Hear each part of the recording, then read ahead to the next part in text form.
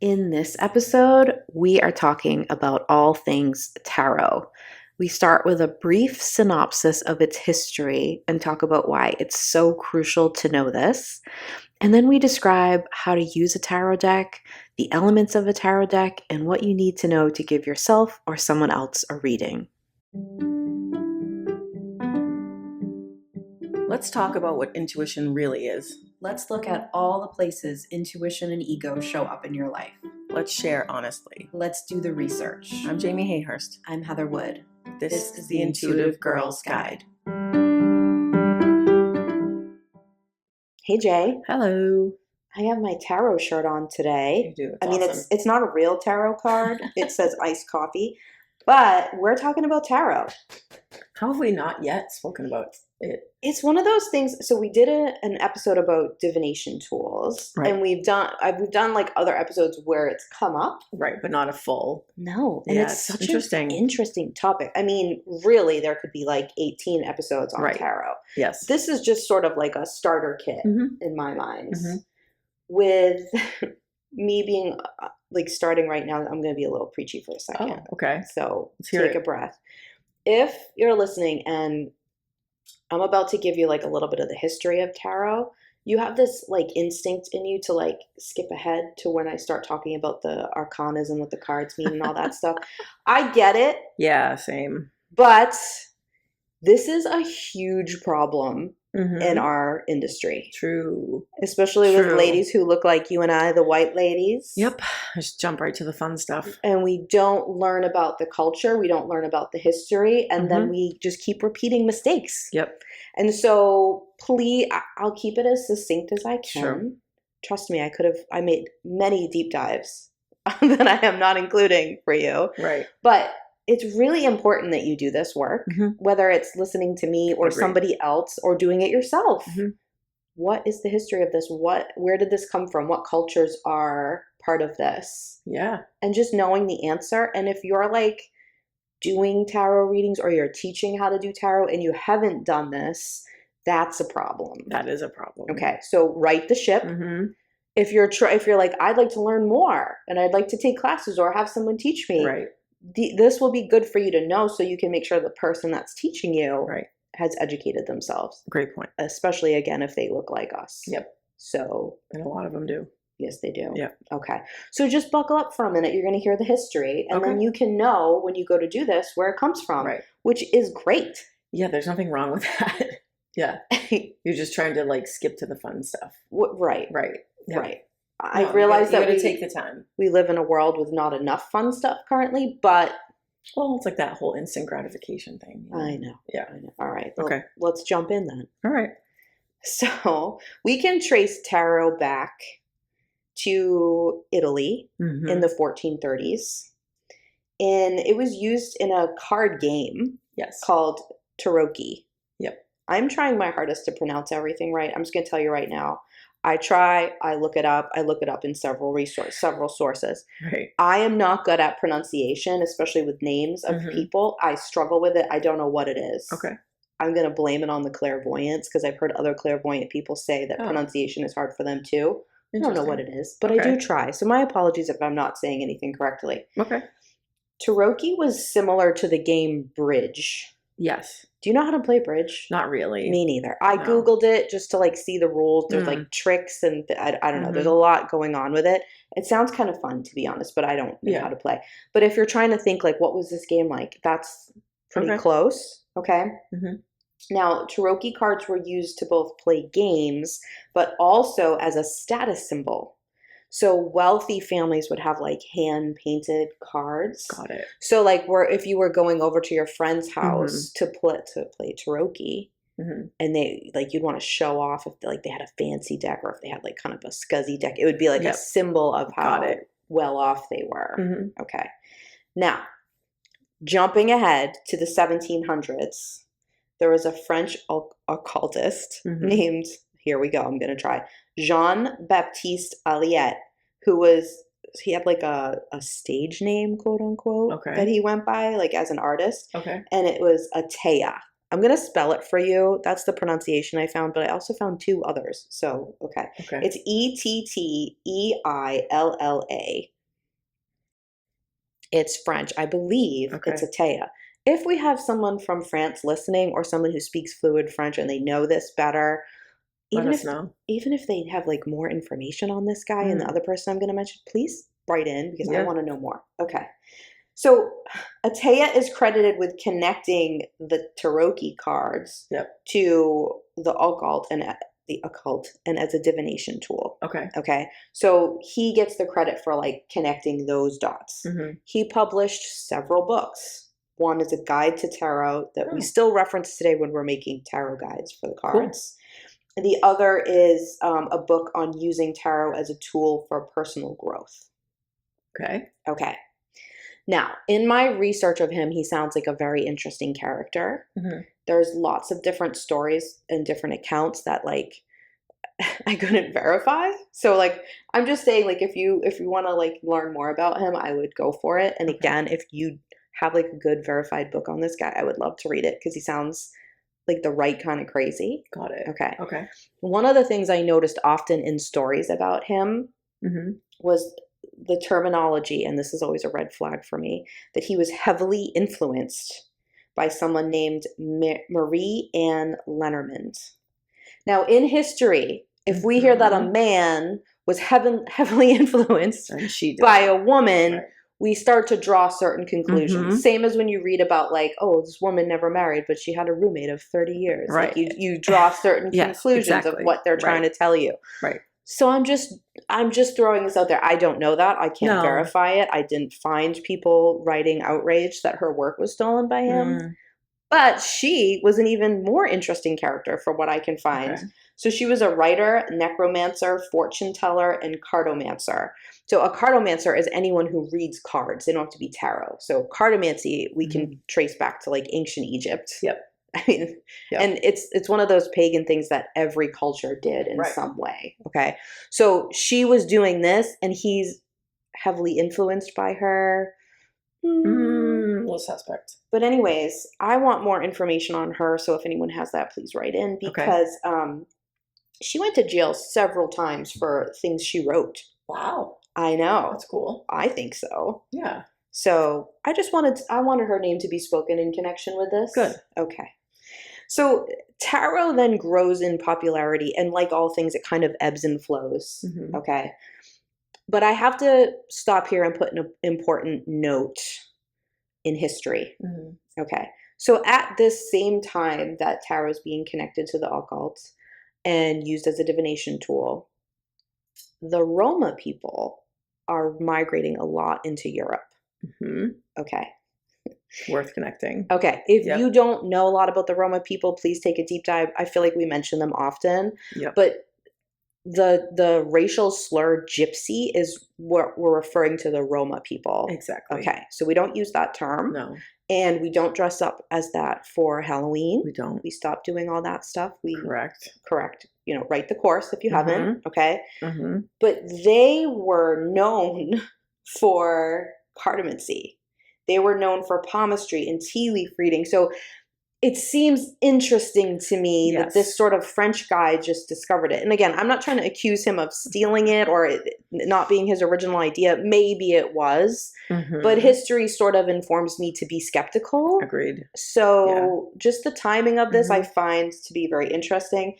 But I think you should know it if you're going to do tarot Mhm. because there is a potential for cultural appropriation here. Agreed. Okay. In addition to that, for centuries, Mhm. tarot cards depicting people were all like white European people. They were not representing other cultures, Right. which is not fair for Mm-mm. many reasons. Right. But cartomancy was everywhere, like Mhm. every culture. So it's really silly that that wasn't done. So again, something to know if you're going to be doing it. Yep. Maybe try to find a deck with some diversity. Exactly. Know that if you're going to give someone a reading, that this could be part of it for them. Mhm. That they haven't been represented, or maybe they're of, Right.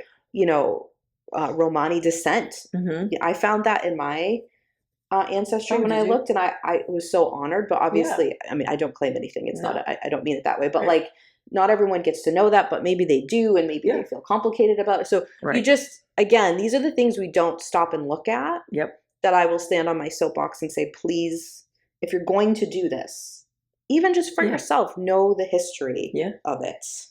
Okay. Now, in 1909, the Rider-Waite deck became very popular in America and in Europe. It was the first deck that had a translation to English. Okay. So I would like to just add that it should be called the Rider-Waite-Smith deck. That's a correction because Smith was the woman who did all of the artwork and design for it, and it is not named. It's wild. Yep. So this became very popular in America.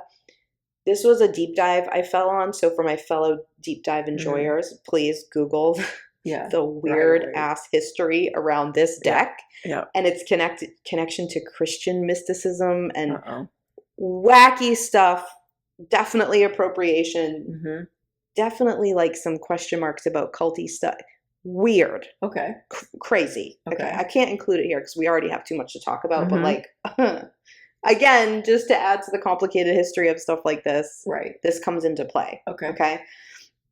Now, knowing all of that history and respecting it, the next thing to do is to look at what tarot really is. And it is a really cool way to tell a story. That's what the tarot deck does. That's a great point. Okay.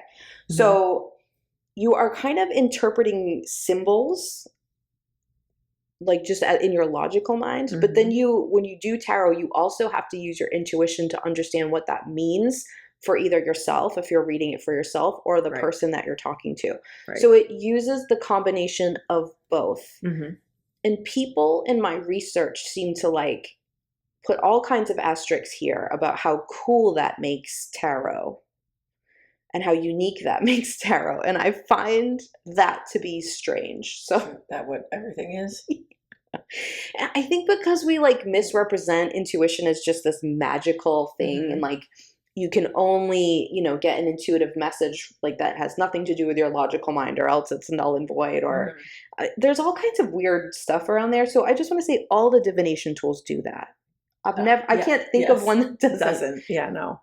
You should be using both sides of your brain and both parts of your energetic body for all of those things. I think we have this sort of image of someone going into a trance and just speaking whatever comes out of their mouth. But honestly, to be able to speak what you're seeing or getting or, whatever clair you're using, you have to use your logical mind. So it's all weird. But again, it's just the misrepresentation of intuition. Right. Yeah. But I thought that was funny. So please don't fall down that trap because that's not a thing. Okay. So you're using symbols and what you know of them, interpreting them, and you're using your intuition to create a story based on how the cards fall, the numbers, all that. We'll get into all of that. Very cool. Would recommend. If you'd like to do tarot, you should choose a deck intuitively, see what you're drawn to. Some people believe, Jamie, that you have to have your first tarot deck gifted to you. I don't believe that. Very strong opinions about this. No. I think that's silly, to be honest. I think it's super cool if you ever are gifted any sort of card deck. Yeah, but what are the chances someone's going to gift you a tarot deck?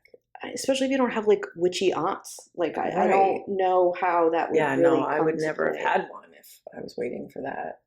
Same. You know what I mean? Yeah. No, you can buy your own. Yeah.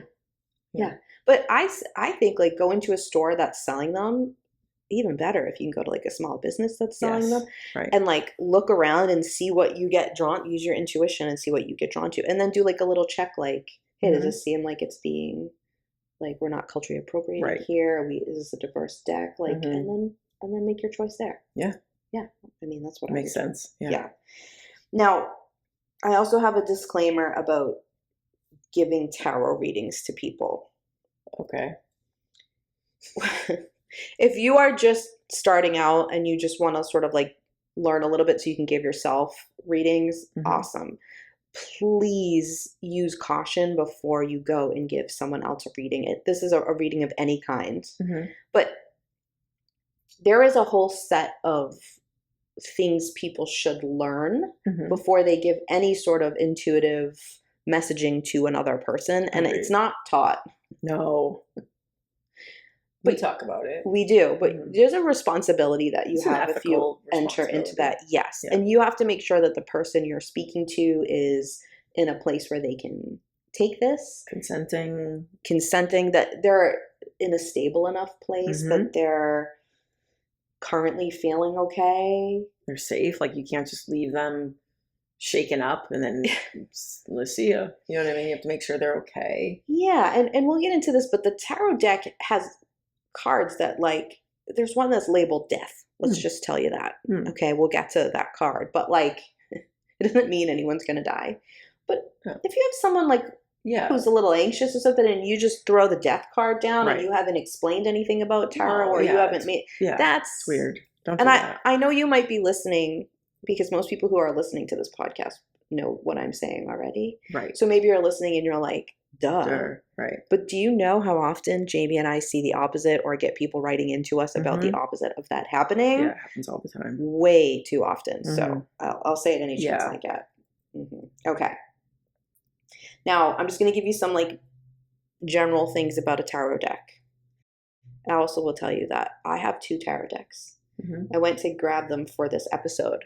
One I could not find. My main Rider-Waite-Smith tarot deck. I don't know where it went. So that's interesting as just a point. That is interesting. 2, the other one I could find is by someone who I don't support and will not show their cards on camera. So good. If you're wondering, we have an entire episode dedicated to that person, so you could find it quite easily. Did they have one? I didn't know that. They had a tarot deck? Yeah. Oh, interesting. It's an Archangel tarot deck. Got that it. gives you any other clues as to whose it was. Yeah. Yeah. Okay. I also will say, since I just brought this up, I personally don't use tarot decks all that much. Okay. I think they're awesome. I think they're great. If I go somewhere and someone's giving a tarot reading, I'm in. Oh, 100%. Love it. But in my daily practice, am I like, you know what, I'm going to pull myself a tarot card? No. Was there a point in my life where I did that a lot? Absolutely there was. It's like a phase. But I only bring it up because I just want to say, like, you should dabble in all the things and do whatever you feel drawn to, but you don't have to make it your identity, and you don't have to only do that forever. You're not more or less witchy if you pull tarot cards every day. Great point. It's just what works for you. How often do you pull a tarot card for yourself? Lately? Yeah. Once a month. Okay. Once every couple months. Yeah, that's awesome. If I have a real question about something, if I'm really curious about something, I'll pull a card or two, but that's it. I'm more likely to go towards an angel card, to be honest, than a tarot card, because it's just a real quick, simple explanation, where a tarot card, I'm going to have to think deeper. True. And that's just probably a statement about the status of my life at the moment. But, like, do you know what I mean? Like, there's all different things.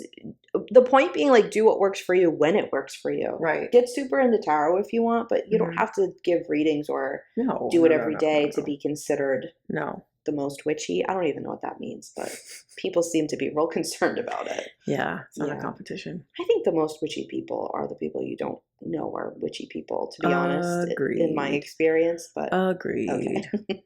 Maybe that's a topic for another episode, Jamie. Yeah, I mean, definitely. Okay.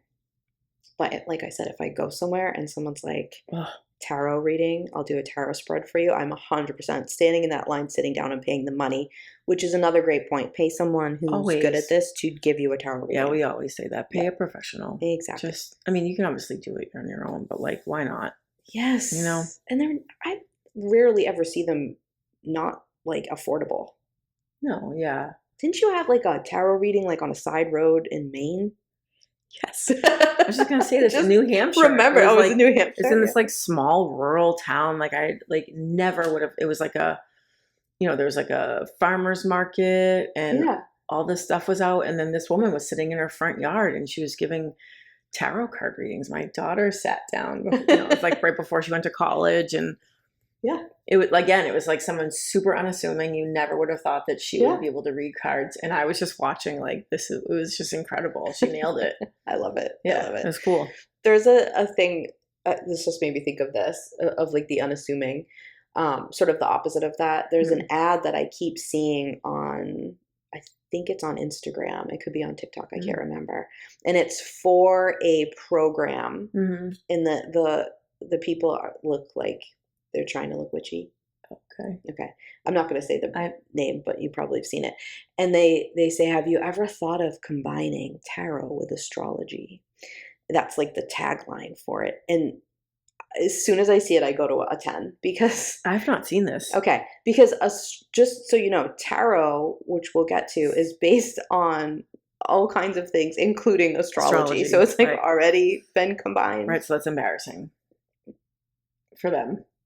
Yeah. So either you didn't do the research and you're advertising a program, which is the exact thing that we're always talking about, drives us crazy and is cultural appropriation, or you know that and you just think it's a good salesy it's a gimmick. Yeah, and absolutely. I can't decide which one is worse because I think the latter is worse. It's worse if you're using it as a gimmick and you know better. It's worse. But what if you create a program and you never? I mean, that's awful. History? I'm not saying it's not I awful. know. I mean, we could debate which one's worse all day. Yeah. It's both are terrible.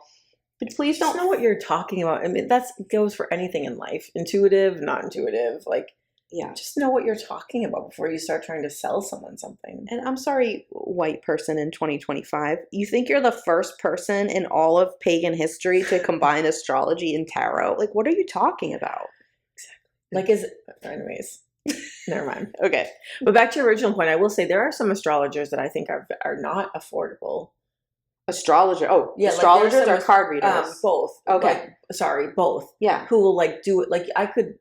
There are some people who charge a lot of money, but they have really big Instagram followings, and that's true. That's it's like $400 or something. But that you can get a very good, very legit reading for way cheaper than that. Yes. Yeah.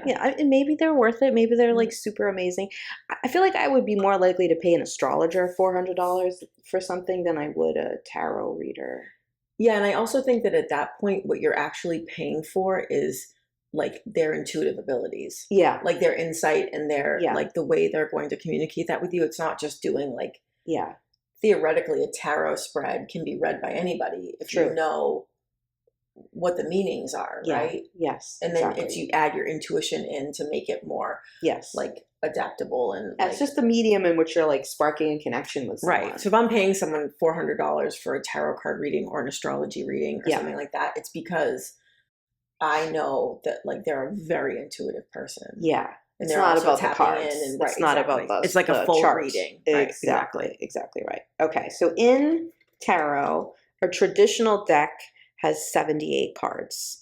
Now, before I go any further, if you have this feeling like you need to write in to us and tell me that you have a deck with 76 cards, or you have one with 82 cards, or that in your deck this, or in this one. Mm-hmm. Yes. You got it, right? Yes, there are, again, because there's so many different versions and so many different cultures involved, and then also some people not paying attention to the cultures. Mm-hmm. You get all kinds of different things. Yeah, I've had readings from people who use playing cards. Yes. Like a deck of actual playing cards. They use those as tarot cards. And we'll talk about how the tarot deck, I'll tell you which things are actually hearts or diamonds or spades. It's all very connected. That's cartomancy. Tarot is just a version of that. Right. Okay. So yes, whatever the little thing is that you're going to tell me is different. Very cool. That way is probably right also. This is just the more traditional way for your brain. Okay. And again, people laughing at me saying this so often. People do that. People. Absolutely. It's usually white men, but it's fine. Okay. Can I say one other thing about the white men writing in? Sure. Stop asking me for my sources.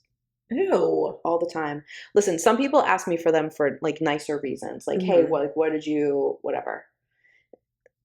That's a weird question. I don't want to go off on busting your balls about it. I know I don't want to go on a huge tangent about that, but no, I'm not gonna.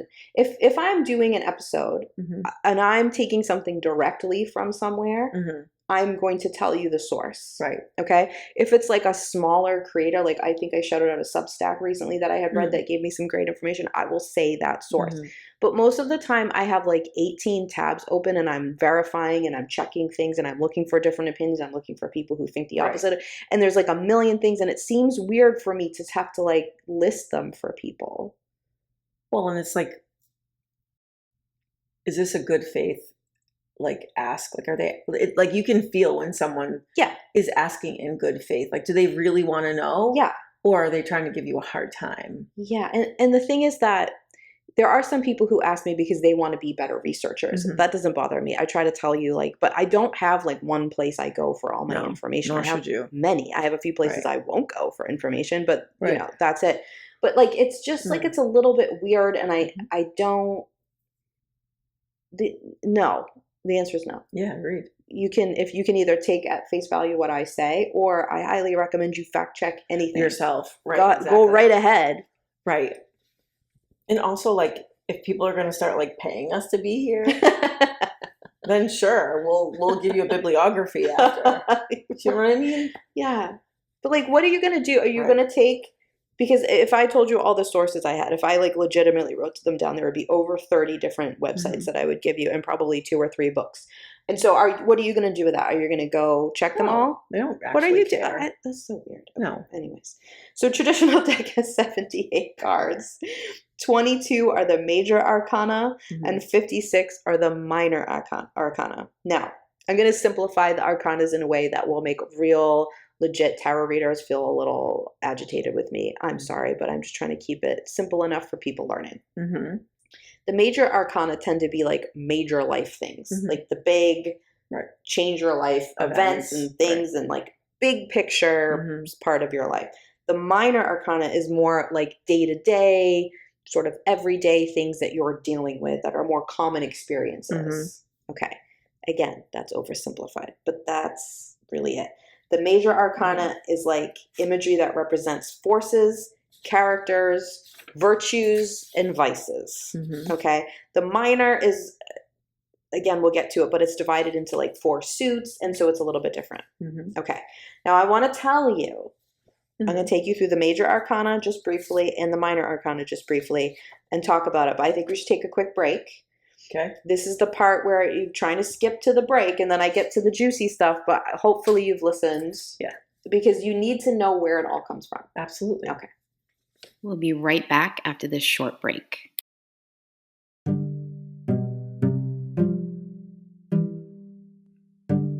You know what goes great with podcast listening? A great cup of coffee from a great coffee shop. Yep. Beans roasted in-house, amazing baristas. You know where I'm talking about. Restoration Coffee. Can we go? Yes, I need an Americano and maybe a panini too. Ooh, I need blueberry maple latte and probably a resto bowl. Ooh, yeah. Check them out and visit restoration-coffee.com.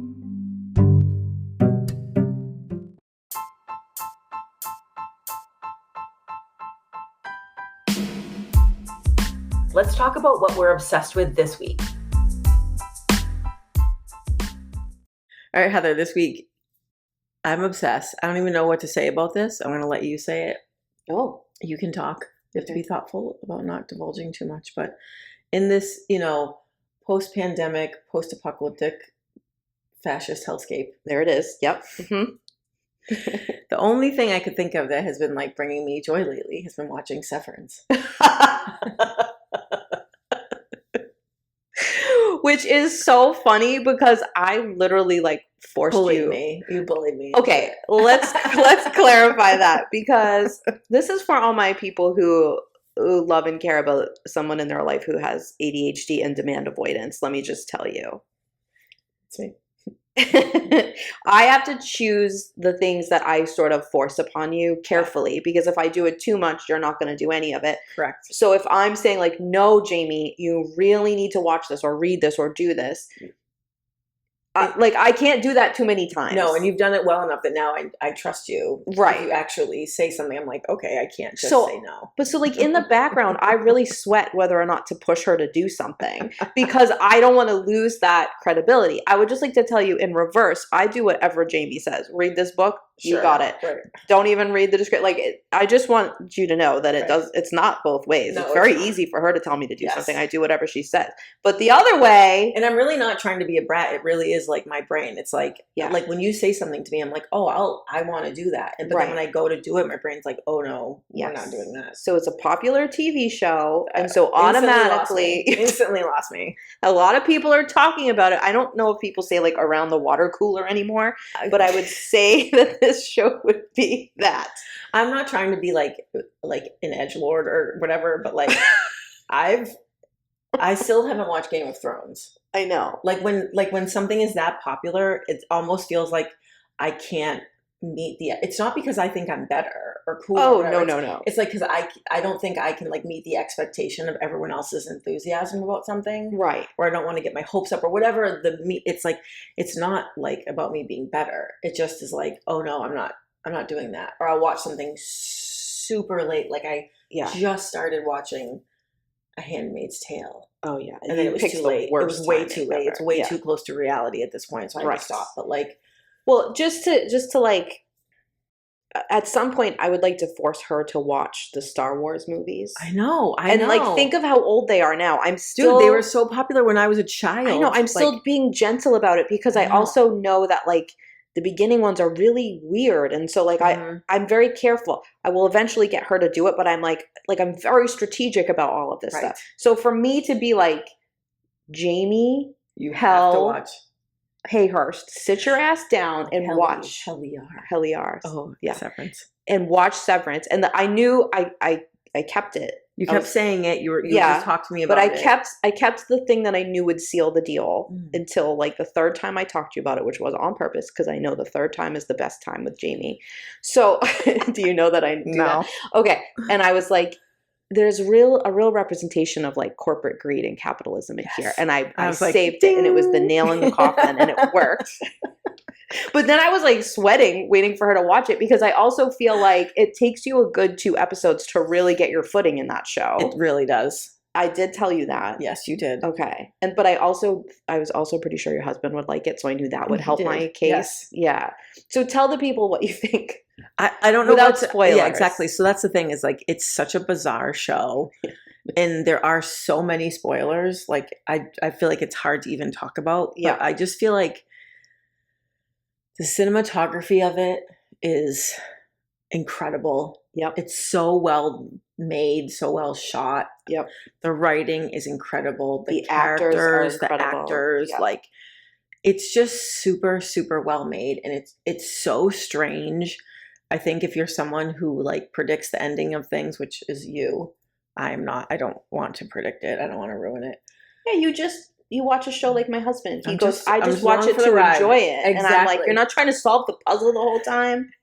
That's like I said, I read books for the ambiance. Like, like I'm just reading the book to have a good time. I'm not trying to like crack the code. Yeah. But I think even for people who do, like you and my husband, you don't know the answer. I couldn't crack any of the codes. You have no codes. idea. No. And Billy, my husband, was like, oh, this is such and such. And then we get there and I'd be like, you were wrong. Yeah. Like, you don't know. Like, it's so strange. Mm-hmm.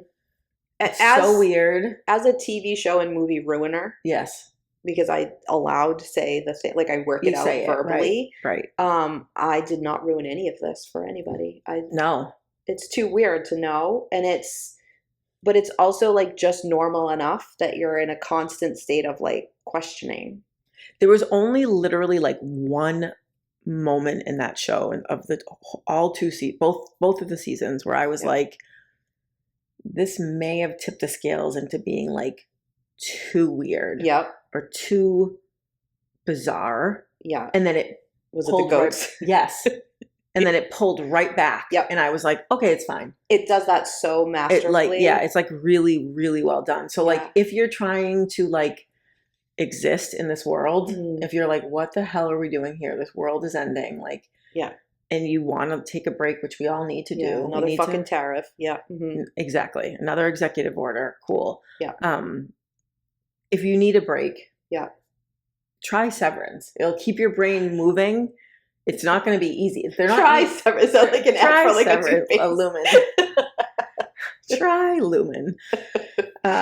Yes. I think you should try it. It's on Easy Watch. It's not fun. Like I would have like I'd be like anxious going into it, and then for like 20 minutes after, I'd be like, oh man. I told you I would wake up in the middle of the night mid theory. But you got to know, like you have to watch and see what happens. But it's also like it's not like Handmaid's Tale where it's too similar to what's going on, but it's enough that it feel like you can tell it's giving you a message about the world, but it's not so much that you can't use it as escapism. Oh yeah, no, it's not like a warning. Like Handmaid's Tale is like, oh, this is actually happening. Like I was watching it a couple months ago and I was like, oh, these things in this dystopian warning book and TV series are actually happening right now. They've already come to fruition.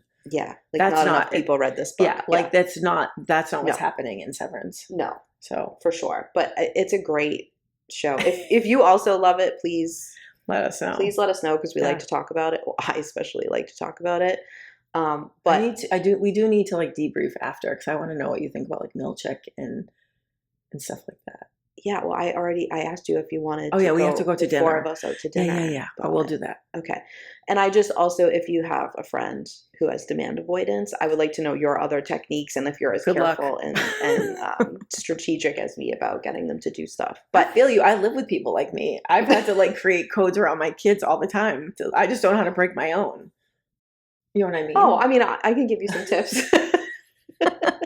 But, I think it's good to be very discerning. We just had a conversation before we started this about, I don't know that I want to say what it is, but like about something that very topical that's going on. Yeah, politically. That I was like, oh my God, like, is this going to be what you're talking about? And then no, and then you said something like, sorry, like I didn't like this part of it. But like, I actually think that's like an excellent part of you. And I think it bleeds into like I don't know if I want to watch the show that everybody likes. Like, that's a really great way to be. It's like a discernment at the same time. Yes, you're right. This person that we were talking about was like a political figure, not Donald Trump or Elon Musk. We hate them. That's established.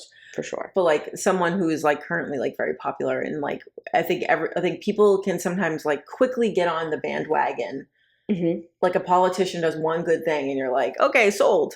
But with my demand avoidance, I'm like, oh, I don't know if I want to be on this bandwagon just yet. Well, it's the same thing as not researching when you do tarot or what. Like, you also need to like learn the background before you make your whole personality being celebrating someone. Right, exactly. But you can also celebrate something that someone does, but maybe not love the whole person entirely. Which is the case with this person. Exactly right. So I think that's good. Since we talked a little bit politically, real quick, I just want to say if there are any like rich liberal celebrities or whatever who would like to find the like eco-liberal people like me who got into Tesla leases a few years ago and like buy out our leases for us. Yes. That would be like so cool. Super cool. Let me know and I'm one of them. You got the sticker though. I do have a bumper sticker, but I don't want to be I don't want to drive it. He ruined it. You did ruin it. You ruined a lot of things. Fucking evil. So I'm just saying like that would be cool if you did that. That's a good way to help people. Give me a call. Yeah. Okay. All right. Back to the tarot, as some annoying people call it. That's not what it's called. Okay. Whatever. Okay. It's like when people talk and they like pronounce a word, like when they're ordering a taco and they try to do the word in the Spanish accent. Yeah. Or like when someone will like say something like a normal sentence, but then say like mozzarella with like a mozzarella. Yeah, exactly. And you're like, whoa, buddy. Yeah. Either do the whole sentence like that to the bit or leave it alone. Exactly. All right. So let's go through the major arcana just briefly, and just use this as like if I'm going to go pull these for myself, here's like a little bit of information. Yes. Now, also, most tarot card decks come with a book that will tell you more information. Yeah, but also don't skip like when you were talking about skipping to the good part of this episode, I almost said it's like with the instruction books of a tarot deck. Don't just skip to the meanings. Yes. Read what the author of that deck wrote. Yes. You know? Because your intuition needs to be informed to be interpreted.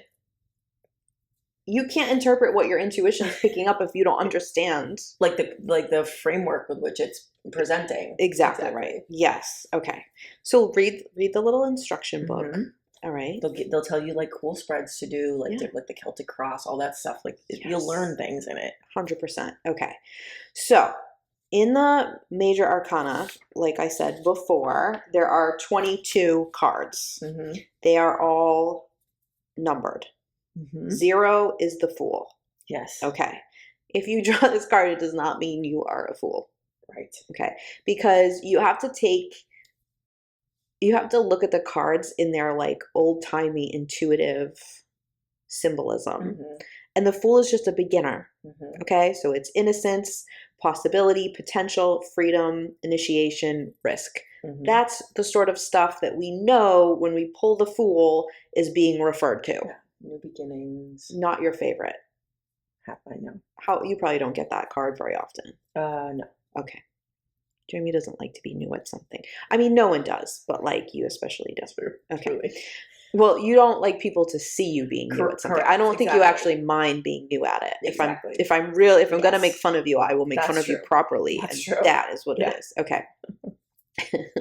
I don't like anyone to see me askew in any way. Agreed. So we all. Well, have that's what things. and like oftentimes you'll see like a picture of the Fool would be like a little baby chicken or something. Yeah, like right. like it's like someone who's sort of like floundering around. Yeah. And like it's like a learning and a learning curve and new beginnings. Not a bad card. No. But if you get it, and we're going to talk about this, you want to be like, you want to have a subject or ask a question or be thinking of something when you're pulling the cards. Right. And so if you get that, it's not a bad thing. It's just like either you're in the beginning stages or you need to go back to the beginning or there's something there. Yep. Okay.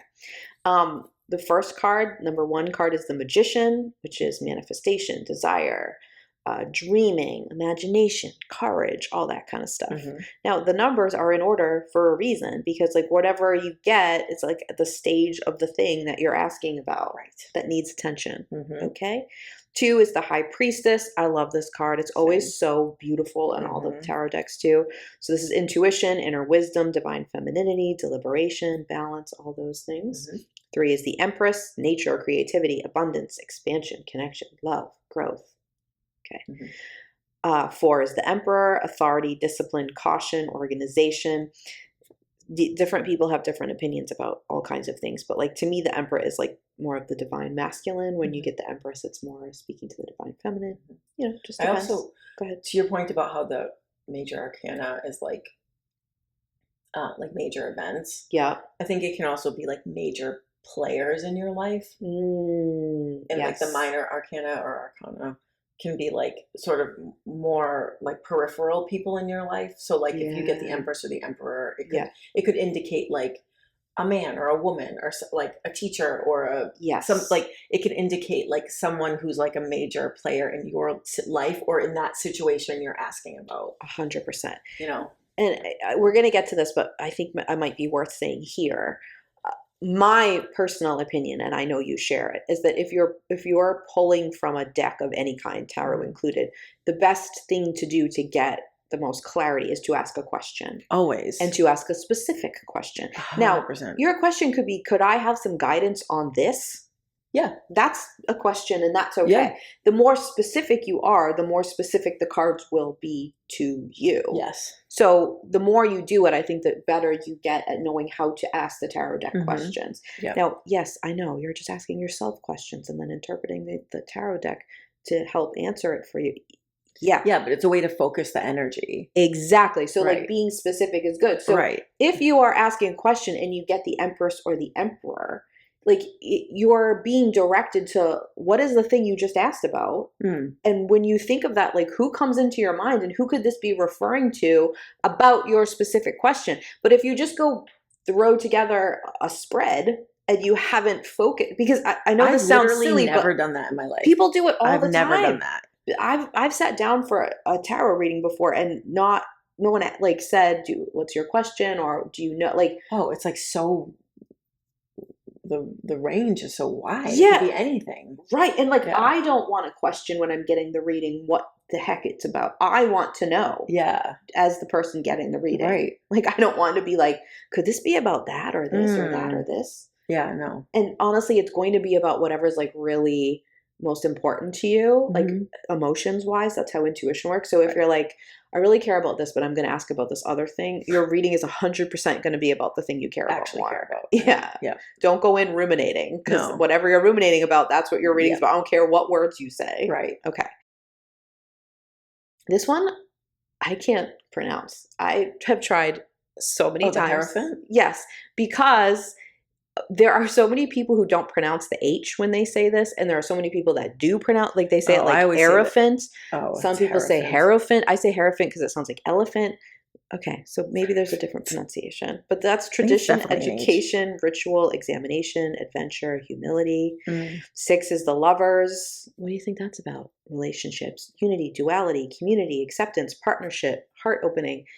Lovers card does not mean romantic. Yes. It just means a connection between two people. Right. Because love, the duality of something, like you just said, it could be inside yourself. Yes, love is more than just two people in some sort of sexual relationship. Right. Love can be between two ideas. It can be between friends. It can be between coworkers. There's so many things. Okay. 7, another one of my favorite cards, the Chariot. Control, willpower, funny control, my favorite card. Triumph, self-control, independence, perseverance. I feel like if I'm going to the tarot deck and I'm asking a question, it's probably because I need to just like persevere. Because I tend to get very frustrated that things don't happen on the timeline I want. I don't know if you're aware of this. You do, yes. Same. So if I'm going, I would say like at least half of the times I pull myself a card, I pull that card. Because I'm always going at the time when that's what I need to do, and I have trouble with that. Right. I'm not a patient person. So I get that card all the time. So if you two are like, wow, I pull this same card all the time. Right. You need to chill. You need to chill. But like whatever the card is, you're probably always going to the deck when you're feeling that certain thing. Exactly. Yeah, okay.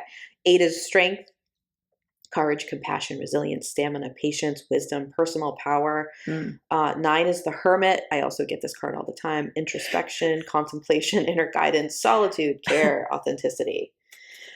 There was a time in my life where I did not accept the hermitness. Your feelings hurt?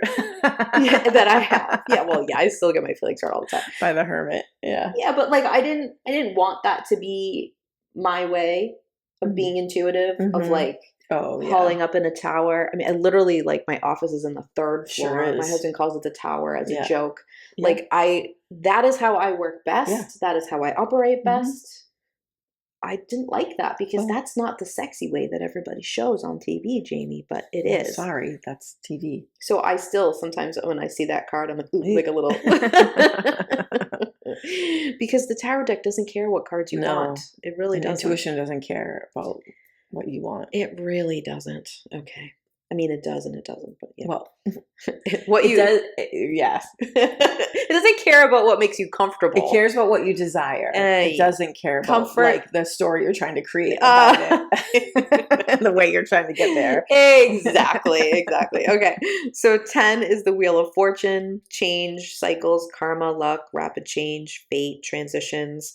That one makes me more nervous than Tower, actually. Really? Yes, 100%. I'm like, rolling the dice. Well, because don't you feel like Wheel of Fortune is much more of a dice roll, but it's also like, it's that change. It's not like the big change coming at you. That's all the things. It's like the change in the middle of your journey that you know is going to be like a son of a bitch. Yep. And you're not really probably going to completely change direction. And it could be great. But it's just like this, you feel like you're always bracing for that. I get that. Okay. 11 is Justice. I'm guessing that you and I are both fans of this card. Yeah, I'm not surprised you get this. Clarity, truth, fairness, ideals, ethics, nuance, social structures, seeking truth. I wonder why you would get that card, Jamie. That's so strange. 12. Oh, this is the Hanged Man. The people don't like it. He's usually hanged by his foot in the ones that I see, but whatever. It's still, I get it. Release, new perspectives, sacrifice, stillness, patience, discomfort. I'm not a fan of discomfort. Honestly, I don't get the Hanged Man very often. I don't either. Okay. 13 is death. Yep. Are you sensing a pattern in the middle of the deck? I do too. It just means the end of something. Change. Transition, transformation, metamorphosis, grief, rebirth, answers, loss. Um, 14 is temperance. Mm-hmm. Does that remind you a little bit of severance? Um, Patience, moderation, purpose, wonder, harmony, internal change, luck. I also don't get this card a lot, and I think it's because by the time I get to this point, Mm-hmm. I have more patience because I've already been knocked into the You don't dirt. need to check the cards. I already know. Okay. Mm-hmm. 17 is the star. This is a good card. They're all good cards, but this is a card that I enjoy getting. Yeah. I do get this one in the moon a lot, but hope, faith, healing, recovery, compassion, insight, steadiness.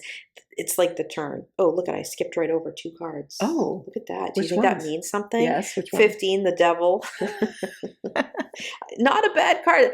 To me, that's like the shadow work card. Yeah. Like, oh, it's time for some shadow work, but it's like destructive behaviors, or some playfulness, temptation, desperation, vices, temptation, wildness. Mm-hmm. Usually if I get that card, it's like, let go a little. Yeah. Chill the fuck out. Yeah. Okay.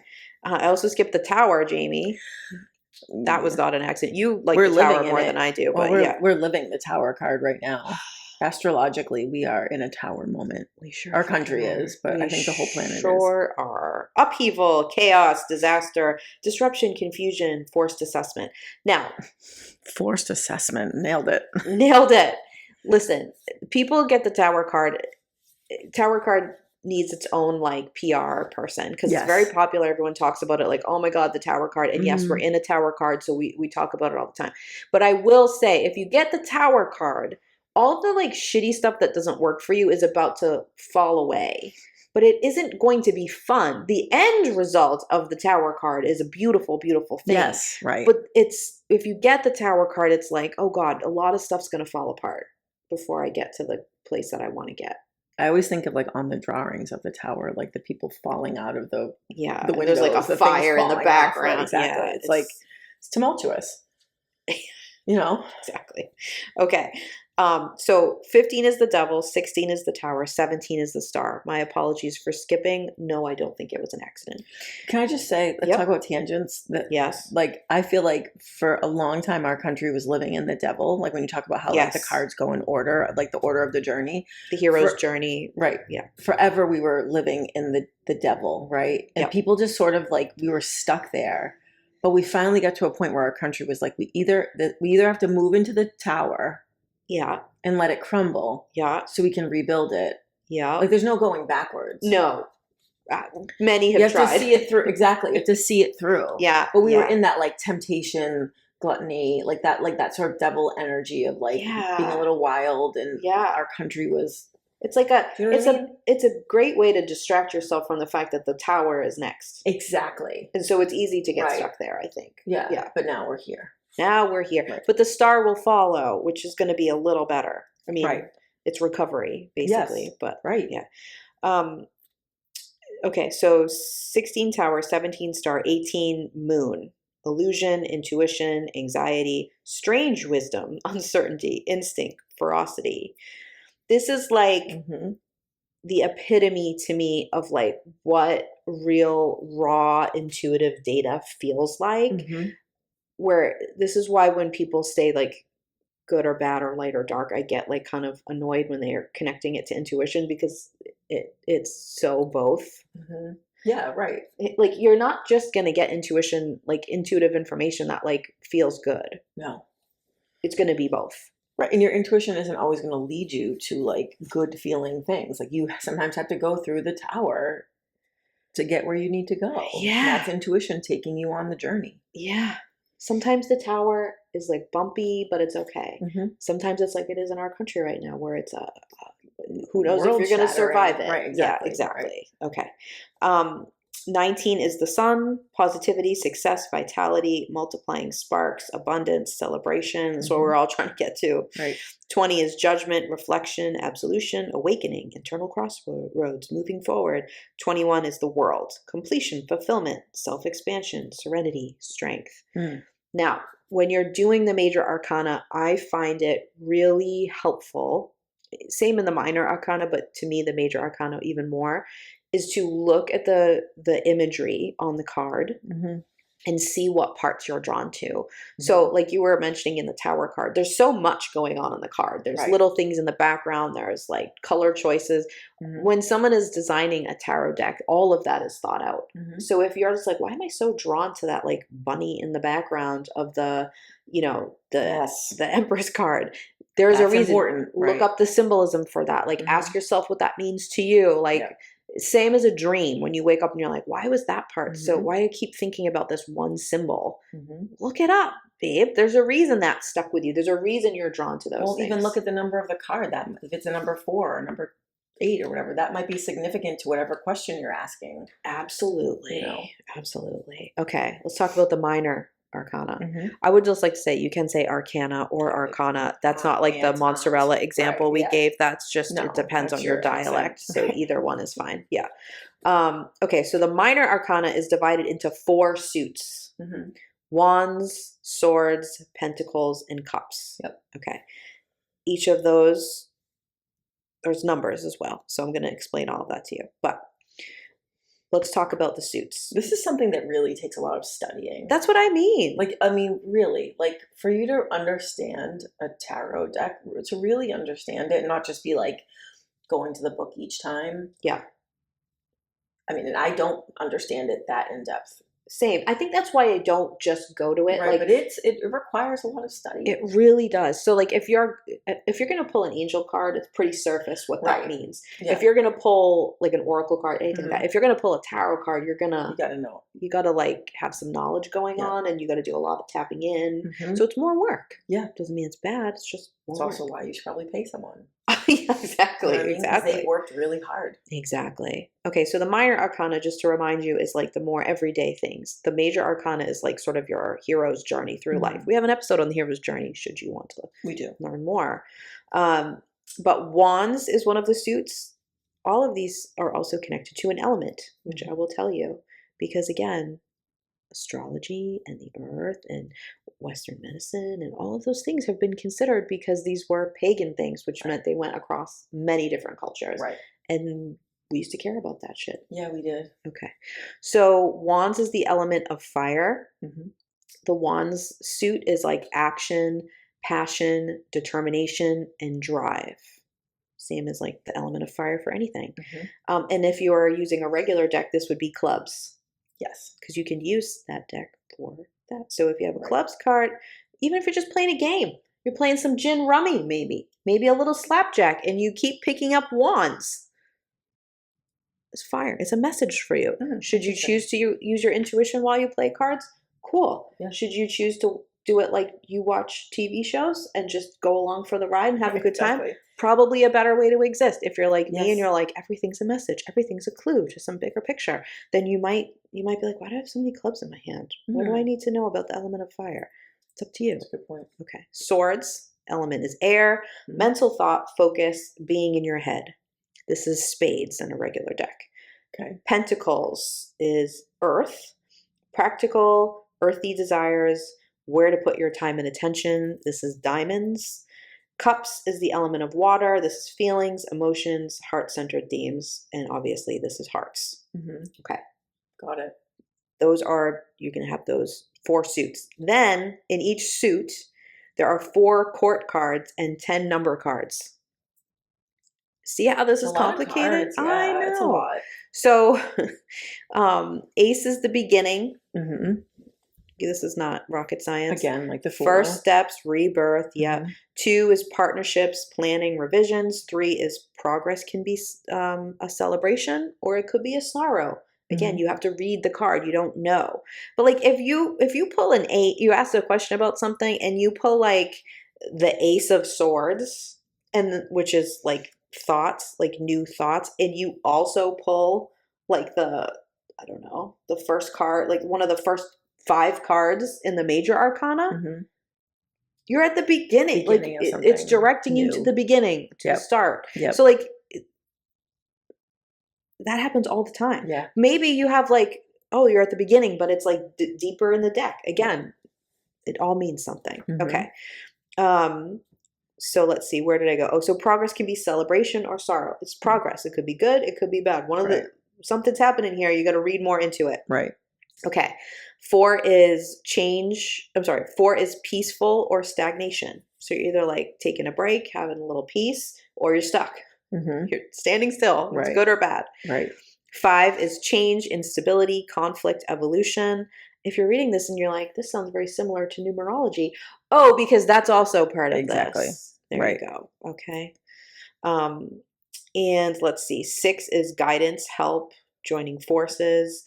7 is faith, patience. It can be a warning to examine where your faith lies. If I get a 7, I'm always like, who am I trusting that I shouldn't be? You probably don't get 7s very often because you're very good at quickly being like, let's make a break here. But you know me, I'm like, you probably deserve 87 chances. Yeah. Okay. 8 is action, momentum, hope, and growth. 9 is completion, finishing touches, reflecting. 10 is an ending, death, and birth. The king is fire and leadership. The queen is intuition, emotion, insight. She's water. The knight is air, communication and movement. The page is earth, work to be done and much to learn. Okay. It's a lot of information. So much information. Here's the thing. As with any divination tool, you need to build a relationship with it. So you need to build a relationship with your own tarot deck. Yep. That's why it's important. I do like the like lore of it being gifted to you and stuff, but like if you are gifted a deck that you don't connect with, it's going to be hard to like really work with it. Yeah, exactly. So I maybe like have a gifted one that's special, but also have the one you picked that's you special. also have more than one. I mean, I have a lot of different decks. Yeah. Okay. When you first get it, a thing that's really great to do, it's usually recommended. I love it. Not everyone, it's not for everyone. It's okay. But you should maybe keep it with you a lot. Oh, yeah. So you want the deck to have your energy. Okay. Right. So like, when I get a new deck, I will keep it in like my bag usually, or I'll put it like in my room next to where I'm sleeping. I'll put it in my office next to where, even if I'm not pulling them, I just have it with me. That's a great thing to do. Again, if you don't do it, it doesn't mean it's not going to work for you. It's just like that energetic connection. No, that helps. Right. Yeah. You don't like it? Don't do it. What do I care? All right. Another good thing to do, some people disagree with this. I wouldn't be too crazy about it. But like when you first get a tarot deck, and if it's going to be like your personal one that you use, I wouldn't like let a lot of other people use it right away. Yeah. Okay. You just got it. You use it a bunch of times and then let other people use it. Yeah. Now what happens is that like if I'm going to tell you how to clear the energy of it, it's super easy. But like if you don't know how to do that, or you're just trying to like connect with it, it can like have a lot of energy in it. On it. Yeah. Typically people who do tarot readings use like have their own deck for themselves and then have a few decks that they use when they give readings to other people. Okay. That makes sense. Not everyone believes that. I'm not someone who, if like I get a new deck of something, I'm not going to let anyone touch it. Like, don't touch it. I'm not going to do that. No. That's weird. Yeah. But I would say like, just know this, because like if someone just got a deck, they might actually not want you to touch it. Got it. So you want to just like ask. Yeah. It's okay if I pull a card from here? Card. Yeah. Can I pull them? Yeah. Yeah. Okay. Just keep that in mind. Now, this is a tip that Jamie will never do. What? And it's the reason I bring that up is because there's a lot of tips. Do what ones work for you. Jamie and I both hate when people are like, there's one way to do everything. A great thing to do when you first get a deck is to keep a journal. Oh, I won't do that. Yeah, I know. No. Write down, this is what I got for a reading and the date. Because there's a lot of times where you go back, something happens, and you go back and realize that those cards were giving you a little message. And then that helps you learn the symbolism. Yes. Every time I pull this card, a few days later, this thing happened. Or I have this realization later that I was frustrated, or I was going through this, and it's a connection. That will help you. Yeah, it helps you learn like what was trying to be told. Yeah. But the reason why I make fun of you, well, because we're friends, but also because if that doesn't work for you, please don't shame yourself for that. No, do what works it's also for you. not going to work. No. If it feels annoying, which is how it would feel for me, then it won't work. Exactly. So like do it the way that it works for you. Just like look at a bunch of tips and go, which ones do I like? I love a journal. I'll do a journal any day of the week. You tell me what you want me to journal about, I'll happily journal about it. But that's just what works for me. Okay. Pulling yourself, if you're learning tarot, a card every day, just like your daily card. Don't think too hard about it. This is my daily card. And you just kind of get to know that card, and like more for educational purposes than anything. Yeah. Certainly read into it, but like a very good way to Get familiarize to know them. instead of feeling like like you have to memorize what each card means before. Also, there's no shame ever in going into the guidebook. People shame people for that. Or like say it's like a baby witch thing. No. Because there's so many times where I go and like just the phrasing of something clicks something into my brain. Yeah. Totally do that. I love that. Okay. You can clear a deck a lot of different ways. My favorite way to do it is to knock on it with my dominant hand. It clears the energy. If I'm using a deck for more than one person, or I've used it for myself, or someone else touched it, I knock first and then just put my own energy into it. Right. That's all. You just think about it. But you can also smudge the deck. Please don't use sage unless you are of a culture that is appropriate. You're probably not. So yeah, don't. But it's a closed practice. It's a closed practice. But the people who complain about that like literally drive me cuckoo, because like just use lavender. You can use anything. I saw an ad. I thought it was genius actually of what's the name of it? I forget. It's an incense company that I like. I like their incense, and they have started a new ad recently on Instagram that's like, you can clear your deck with incense. Yeah. You can clear things. You don't need to use sage. It's the smoke. Exactly. We've talked about this in an episode somewhere, but I'll say it every time that I can. You can use rosemary. You can use thyme. Listen, wherever you could burn a piece of paper, like you could literally anything that's going to have smoke that will clear the air. Yes. Now, do certain herbs have like certain things, just like certain crystals have like certain properties that will work better or more to your purpose sometimes? Yes. Do you like the smell of it? That's probably really the end of the list that you really need to ask. If your intention is to clear with the smoke, it's going to work. I was just going to say, the only thing that matters is your intention. If you're intending to clear, you could, let's be honest, you could clear a deck with your own thoughts, with your own energy. If if you have the intention of clearing a deck, and you can direct your energy that way, that will also work. 100%. The only times I ever smudge a deck, never with sage. I don't do that. I used to do that, but then I learned better, and I don't do it anymore. Correct. But the only time I do that is if I am also smudging other things. I like hit the decks with them. I don't need to like go get that. To me, like the knock is enough. Yep. And I honestly think just the knock is like it makes it like more of an intention. Like it physically brings your intent. I don't think it's like the vibration as much as you're intending to clear it. Sometimes I'll also have like if my daughter and I are pulling cards, I'll have her knock. Yes. When it's her turn, I'll just hand it to her, and put your energy into the deck. Put her energy in it. 100%. Right. Yes. Perfect. Okay. So I wrote this in like such nice language. Like when I was researching, I was like so in the mood to be polite about this. Oh, that's nice. I don't feel that way right now.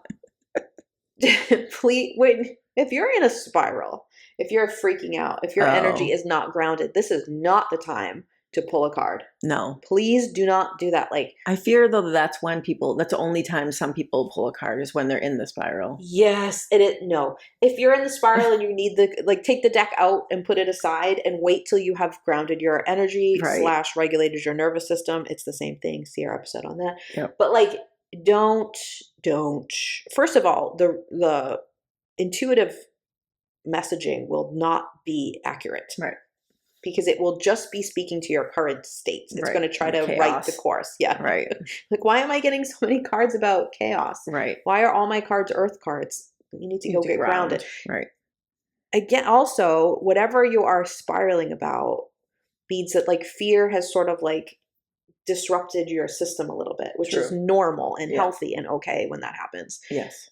When fear has disrupted your system like that, you are not going to be able to interpret anything outside of like your fear voice. Right. So like if you're in a spiral and then you pull the death card and then you pull the tower card, you are going to only interpret those in the worst possible way. And you're going to miss the actual message. Just add to the spiral. Yeah. Right. Don't do it. No. And also don't do it for someone who, if you're reading it for them, if they're in that state, no. It's not a time to pull a card. The time to pull the card is when you've grounded your energy back. you've taken a few breaths, you've had a snack, and then you feel better. You don't have to be like happy, but you're not spiraling. Right. That's when you go get the guidance. True. It's a great point. Even further, if it's a real doozy, ask someone else to pull the cards for you, because again, you're going to need someone else to help you or be like, I just pulled these cards for me. Help me know what it means. Yes. Ask somebody else, because you're going to struggle. Yeah. Okay. Yep. Now, there's a lot of different spreads. You've heard us refer to a couple of them. You can Google them. Most guidebooks come with some suggested ones.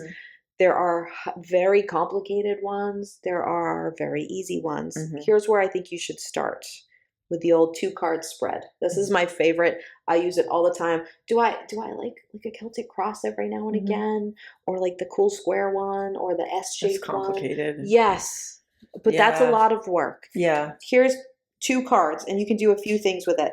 You can say like, I want some guidance. Again, being specific is helpful. The more specific you are, the better. Okay. People tend to go on a journey when they're first starting tarot, where like it's very general at first, and then they get like very good at asking specific questions. But you can pull a card, and one represents what's conscious for you and advice about that, and one what's like unconscious or subconscious for you and advice about that. My favorite, not a shock to anyone, is to do one for intuition and one for ego, and to see what those mean. That's a great idea. Something along those lines. The 2 cards for that is, I think, really, really helpful. Yeah. Also, if you're always drawing from the major arcana and you're never getting a minor arcana thrown in the mix, you just need to like reroute your questioning. Yeah. Do you know what I mean? Like there's something bigger calling to you. If you notice that, I get asked that sometimes. If you're only getting minor arcana, same thing. Right. Like why am I not getting a balance? Right. Okay. Controversial. People, when they get an upside down card, tend to get like a little freaked out. Oh, yeah. Okay. So there's this idea, and some people believe it, that it reverses the meaning of the card. I don't think that, but some people do. So I'm not saying that it's a right or wrong situation, but some people will think when they get a reverse card that it's like really bad. No, it's not bad. Nothing is bad or good when it comes to tarot, to be honest. It's just all information. Right. But I always interpret that as like, you need to look at whatever the thing you're asking about from a different perspective or a different angle if it comes in upside down. Right. Okay. I think that with oracle cards, with angel cards, so many things I think that's true for. Okay. I don't necessarily think it reverses the meaning, because there's a card in the deck for the reverse meaning. So you would just get that card. That's true. But some people believe that. You do you. There's one tarot site I like called Biddy Tarot, Biddy. Okay. And they do reverse. Okay. But they're not like, it's not like doom and gloom. It's not like, you know what I mean? Yeah. Like it's the same theme. It just, it has like a little bit of a different perspective. I would suggest looking at something like that if you're That's interested. what I mean. Say you get, let me pick a card. Let's say you got the 2 of Wands. Okay, so this is the fire, this is action, and 2 is partnership, like some sort of connection of two dualities, whether it's people or ideas or energies or whatever. Okay. Right. And let's say that card is upside down. Some people tell you that like, okay, this partnership that you're going to do is going to be bad. Right. That doesn't make any sense. That's not, to me. Okay. Some people disagree with me. Yeah. This is opinion. Okay. To me, that's not how the energy of intuition works. You don't get like a message of this is bad or this is going to go good. It's just like, move this way. It's going to be both. Right. Okay. So if it's in reverse, I would think, oh, I need to look at this a little bit differently. So this partnership, whether maybe it's come in, maybe it hasn't, is something that needs me to not just like do it the same way I always do, or there's going to be some part of it I need to look at differently to fully understand. Like you're saying, it's a different perspective. That to me makes a lot more sense. Okay. Anyone selling you like the doom and gloom of it, like, oh, you get the reverse death card, you're going to die. Please walk away from that reading right away. That's not, no, that's not a thing. No. Okay. And then I've said this before, but I'm going to repeat it at the end here. The more specific you are, the better. Yep.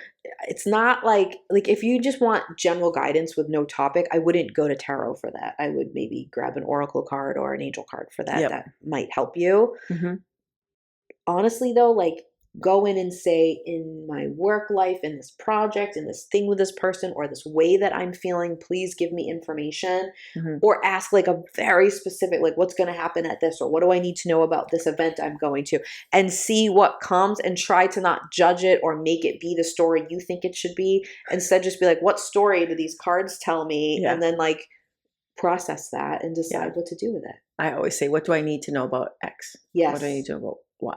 Yes, because it's sort of, if you say something like, what do I need to know? It doesn't sort of direct it too much. Like someone will be like, tarot cards tell me that this person I'm dating is the one I'm going to marry or something. I'm like, that's not a question. No. And like, you just said what you wanted. Right. Exactly. You know what I mean? Like, yes. Right. Exactly. Like, hey, what do I need to know about this thing that's coming up in my life? It could just be a little thing. Oh, I'm going to hang out with these people. Right. 2 cards. What do I need to know? And then take it with you and think about it. That's what I think. Yeah, absolutely. If you're doing it for really huge life things, I can't stress enough to maybe like hire someone to do the reading for you. Do it yourself, but also that. Yeah, you're going to influence it. If it's something that's like stressing you out or scaring you, you're going to, unless you're really solid in your practice. Yeah. I mean, I'm going to tell you, I can force an interpretation to be what I want it to any day of the week. Right. It's easy. Or keep pulling cards. So God, the tower card? No, thank you. Give me another one. I've done that. And then it comes right back. And you're like, great. Yep. Okay. Or you just get the death card instead. Exactly. And like, fine, tarot, you win. Right. Okay. It's just about being open, and it's just about like putting yourself in a state where you're not trying to direct it, but you're open to see what this story is and what it means. And the tarot deck and the what they say things mean is great, but like you always override it with how you feel and what something personally means to you. Right. Okay. Like I think that's more important. Yeah, I agree. All right.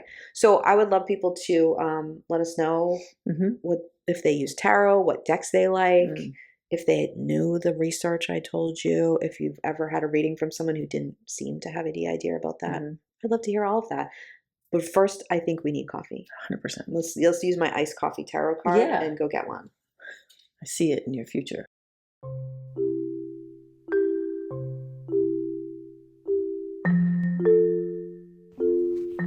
Hey everyone, Heather and I have an ask for you.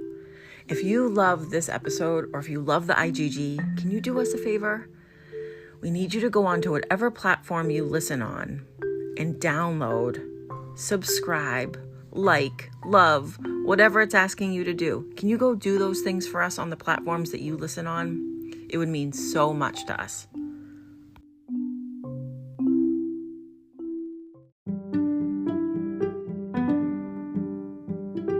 Thanks for listening to our episode. For a way to get in touch with us, please visit our website, intuitivegirlsguide.com. We love hearing your feedback on our episodes.